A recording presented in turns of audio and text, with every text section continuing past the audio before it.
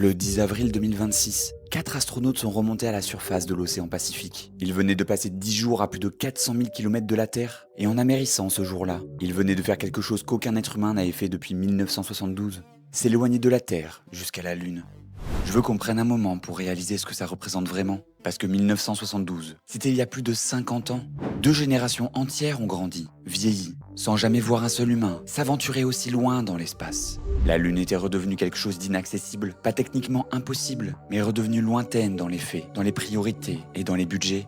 Artemis 2 vient de changer ça. Pas avec un alunissage, pas avec des astronautes qui marchent sur la surface lunaire. Juste un survol, juste un aller-retour. Et pourtant, c'est l'une des missions les plus importantes de ces 50 dernières années. Parce que ce vol ne devait pas faire rêver, il devait prouver. Prouver que l'architecture existe, que les systèmes fonctionnent, que les humains peuvent aller là-bas et en revenir. Et c'est exactement ce qu'il a fait.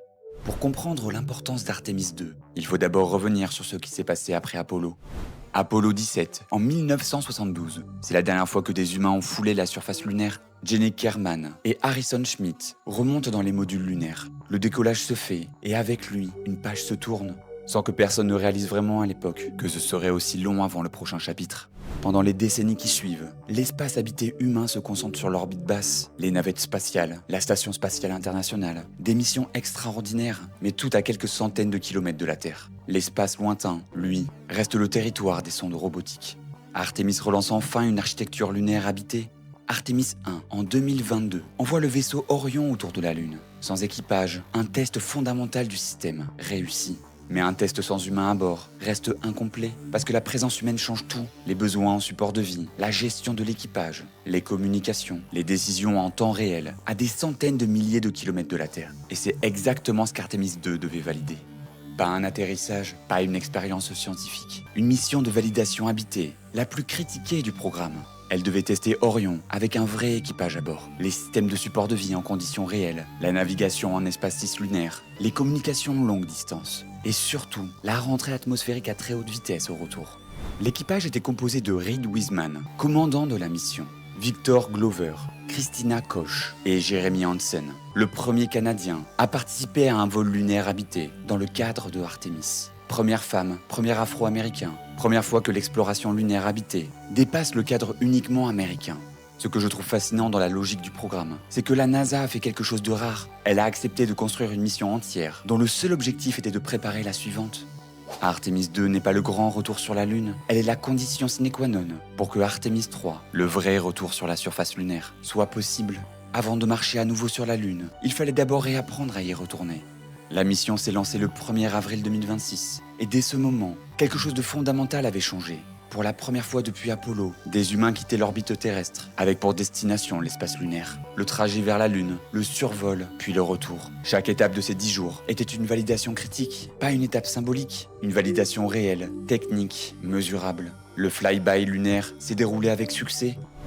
La NASA a publié des images du survol, des vues de la surface lunaire, de la face cachée et de la Terre vue de l'espace cislunaire. Ces images ont circulé massivement, mais au-delà de l'aspect visuel, ce qui importait, c'était que l'ensemble du profil de la mission habitée fonctionne dans cet environnement. Et il a fonctionné. L'équipage a atteint environ 406 000 km de la Terre. Un nouveau record pour un vol humain habité.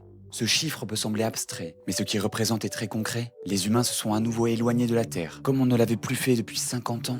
Et plus on s'éloigne, moins les marges de secours sont larges. Les communications prennent plus de temps, les possibilités d'intervention. Depuis le sol diminuent. L'équipage doit fonctionner de manière autonome. Tout ce qui fonctionnait dans Orion pendant ces 10 jours devenait un argument direct pour la crédibilité d'Artemis 3. Mais la validation la plus structurée de toute la mission, c'était la rentrée atmosphérique. Orion rentre dans l'atmosphère terrestre à très haute vitesse, beaucoup plus vite qu'un retour de l'ISS. La chaleur générée est extrême. Et après Artemis 1, le bouclier thermique restait l'un des sujets les plus surveillés. Des dégradations avaient été observées lors du premier vol et avaient nécessité des analyses approfondies. Lors du retour d'Artemis 2, le bouclier a tenu. La NASA et les astronautes ont confirmé que les pertes de matière étaient mineures et que la performance était jugée satisfaisante.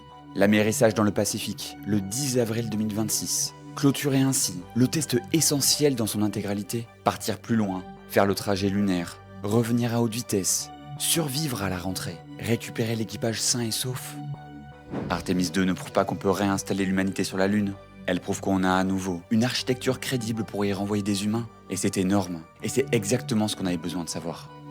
Ce que je trouve le plus intéressant dans Artemis 2, c'est ce qu'elle débloque, pas ce qu'elle a fait, ce qu'elle rend possible. Sans mission habitée réussie autour de la Lune, Artemis 3 resterait un projet ambitieux sur le papier, mais fragile dans les faits. Chaque doute sur le bouclier thermique, chaque question sur le système de support de vie, chaque incertitude sur la navigation cislunaire aurait pesé sur la décision d'envoyer des astronautes se poser sur la surface lunaire. Artemis 2 vient d'effacer une grande partie de ces doutes.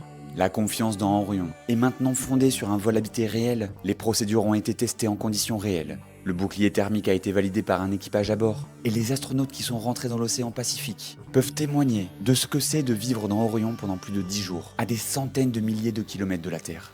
Mais il y a quelque chose de plus grand encore, dans ce que représente Artemis 2.